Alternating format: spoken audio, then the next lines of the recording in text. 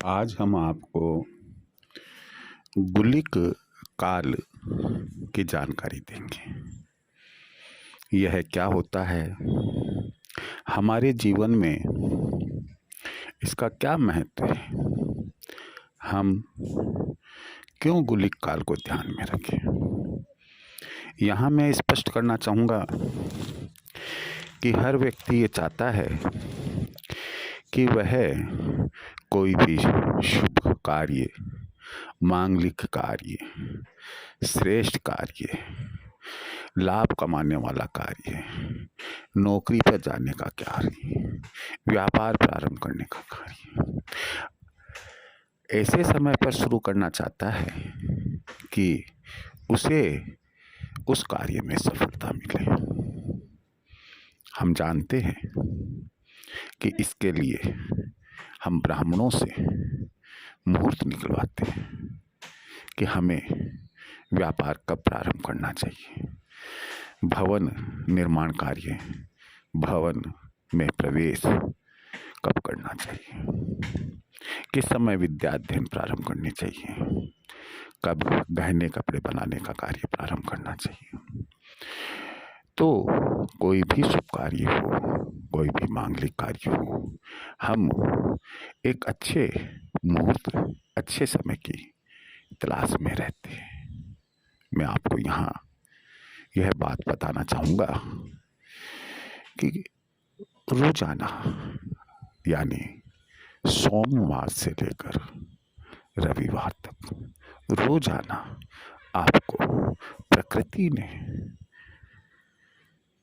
कुछ समय अवधि ऐसी दी है कि वह सर्वश्रेष्ठ समय अवधि होती है। आप जो भी शुभ कार्य करेंगे वह आपका सफल होगा। हालांकि हमने चौघड़िए का नाम सुन रखा है, अभिजीत मुहूर्त का नाम सुन रखा है, लेकिन उन सबसे भी अच्छा माना जाता है गुलिक काल। यह गुलिक काल रोजाना निश्चित समय पर आता है। सवाल यह है कि हमें कैसे मालूम पड़ेगा कि आज गुलिक काल कौन सा है। आप इस बात की जानकारी स्वयं रखें, एक दो बार इसे समझने की कोशिश करेंगे, आपको ध्यान रह जाएगा। बावजूद इसके मैं आपको ऐसी एक विधि समझा दूंगा कि आपको ना डायरी में लिखने की ज़रूरत है, ना ही आपको याद रखने की ज़रूरत है। अगर एक बार आपको ये बात समझ में आ गई कि आज अमुक वार है और आज का गुलिक काल यह होना चाहिए, मैं आपको यहाँ एक बात स्पष्ट करना चाहूँगा कि ज्योतिष में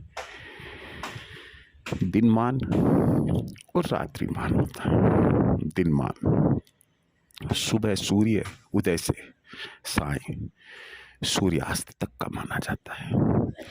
इस दिनमान में 8 का भाग देकर हम उसके 8 टुकड़े कर लेते हैं, 8 हिस्से बना लेते हैं। इन 8 हिस्सों में से पहले 7 जो हिस्से हैं उनमें से ही कोई ना कोई किसी न किसी दिन एक गुलिक काल की अवधि होती है। सामान्यतया यदि हम एक स्टैंडर्ड टाइम 6 AM सूर्य उदय होने का, 6 PM सूर्यास्त का मान लें तो ठीक 12 घंटे हमें दिनमान मिल जाता है। जब 12 घंटे का दिनमान होगा और हम 8 का भाग देंगे तो हमें 1 घंटा 30 मिनट यानी कि 1.5 घंटे का समय गुलिक काल का मिलेगा। सवाल यहाँ पर यह है कि हमें इसको किस तरीके से याद रखना है। सुबह 6 बजे से 7:30, 7:30 से 9, 9 से 10:30, 10:30 से 12, 12 से दिन के 1:30, 1:30 से 3 बजे, 3 बजे से 4:30। इस प्रकार से हम 7 भागों को याद रखेंगे। दूसरा सवाल ये है यहाँ पर कि किस क्रम में हम इसे ध्यान रखें कि हमें सरलता से यह याद हो जाए।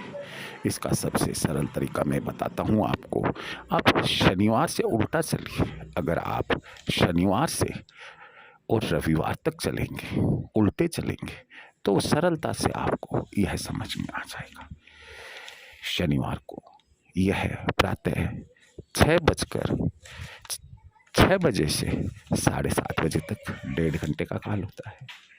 शुक्रवार को 7:30 से 9 बजे, गुरुवार को 9 से 10:30, बुधवार को 10:30 से 12, मंगलवार को दिन में 12 बजे से 1:30, सोमवार को 1:30 से दिन के 3 बजे तक, और रविवार को यह गुलिक काल का समय 3 बजे से साय 4:30 तक 1.5 घंटे का इस प्रकार से होता है। हाँ, यदि दिनमान 12 घंटे से कम है तो यह 1.5 घंटे से कम का भी हो सकता है। 12 घंटे से अधिक है तो यह 1.5 घंटे से अधिक का भी हो सकता है। अर्थात यह आप पर निर्भर करता है कि आप उस रोज का दिनमान यदि जानते हैं, सूर्य उदय और सूर्यास्त का समय आप जानते हैं, तो सरलता से 8 का भाग देकर यह मालूम कर लेंगे कि किस समय से किस समय तक का जो अवधि है वह उस रोज के लिए गुलिक काल की अवधि होगी। आशा है कि आपको गुलिक काल क्या होता है और इसमें क्या कार्य करना अच्छा रहता है समझ में आ गया होगा। मुझे उम्मीद है कि आप इस गुलिक काल का पूरा फायदा उठाएंगे, और चाहे वह यात्रा से संबंधित निर्णय हो, चाहे बैंक से संबंधित कोई कार्य हो, चाहे व्यापार से संबंधित कोई कार्य हो, पढ़ाई से संबंधित, नौकरी से संबंधित कोई अच्छा कार्य प्रारंभ करना हो, आप गुलिक काल का ध्यान रखकर और उस पीरियड के अंदर उस कार्य को प्रारंभ करेंगे, आपका वह कार्य सफल होगा। मुझे पूरी उम्मीद है। जय श्री कृष्ण।